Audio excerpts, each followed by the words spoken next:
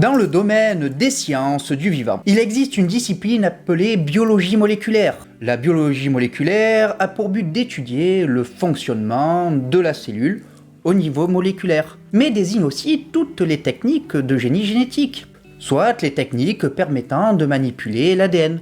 Au sein de cette discipline, il existe une théorie centrale sur laquelle s'appuie tout le vivant, le dogme central de la biologie moléculaire.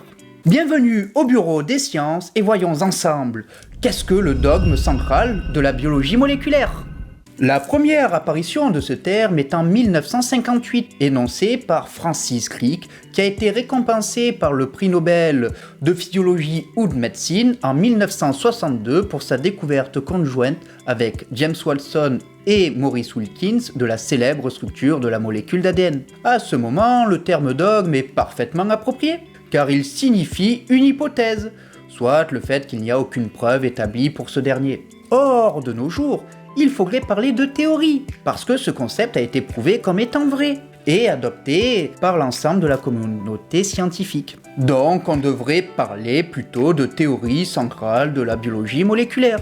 Mais le mot dogme fut entériné avec la pratique. L'histoire et la sémantique, c'est bien, mais ça ne répond toujours pas à la question de qu'est-ce que ce fameux dogme. Ce sont les liens qui existent entre trois des principales molécules du vivant, que sont l'acide désoxyribonucléique, dit ADN, les acides ribonucléiques, dit ARN, et enfin les protéines. On retrouve tout d'abord dans ce modèle le mécanisme de la réplication. C'est le mécanisme qui permet d'obtenir une copie conforme de l'ADN dans une cellule, pour que lorsqu'une nouvelle cellule est créée, elle possède exactement le même matériel génétique que sa cellule mère. Ce mécanisme est réalisé par un complexe multi-enzymatique, donc composé de plusieurs enzymes. C'est le réplisome. Il contient notamment l'ADN polymérase qui permet la synthèse d'une nouvelle molécule d'ADN en utilisant de l'ADN comme matrice. C'est ce qu'on appelle une ADN polymérase ADN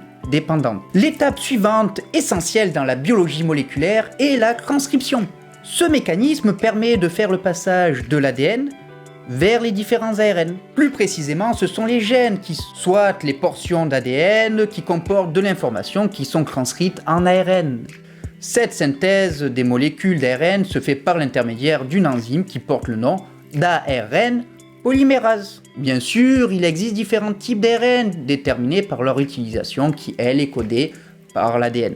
On retrouve par exemple les ARN ribosomaux, dits ARNR, qui sont les plus abondants dans une cellule car ils ancrent dans la composition de l'enzyme complexe la plus présente dans les cellules, le ribosome.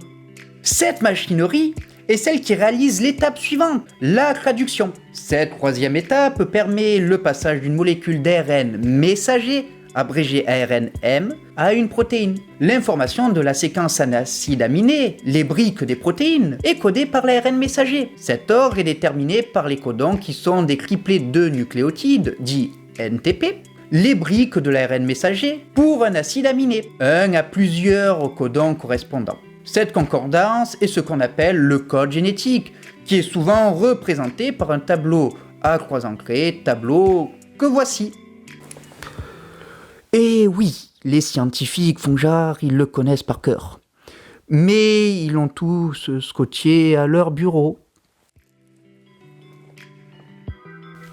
Je sais, ces trois mécanismes vous paraissent encore flous. C'est pourquoi je vous invite à vous abonner et activer les notifications afin de ne pas rater les différentes vidéos où on décortiquera ensemble ces trois mécanismes. Allons donc, poursuivons. Après son énoncé, ce dogme fut prouvé et validé jusqu'en 1970, où une découverte fut réalisée. La découverte d'une nouvelle ADN polymérase, qui cette fois n'utilise pas de l'ADN comme matrice, mais de l'ARN. Donc c'est une ADN polymérase, cette fois-ci ARN dépendante, ou plus connue sous les noms de reverse transcriptase en anglais et rétrotranscriptase ou transcriptase inverse en français. Cette enzyme fut découverte par Howard Martin Teming et David Baltimore chez le virus du sarcome de Roux, qui est un rétrovirus qui cause des sarcomes, soit des cancers, chez le poulet. Cette découverte fit l'objet d'une publication dans la très prestigieuse revue scientifique Nature le 27 juin 1970 et permis aux deux chercheurs d'être honorés du prix Nobel de physiologie ou de médecine en 1975. Cette avancée permit la découverte du VIH quelques années plus tard, ainsi que la mise au point de nombreuses techniques de biologie moléculaire, utilisées maintenant en routine au sein des institutions de recherche. La reverse transcription correspond donc à la dernière flèche constituant le dogme central de la biologie moléculaire. À un prochain rendez-vous dans le bureau des sciences, et n'oubliez pas que quand vous pensez au petit, voyez grand.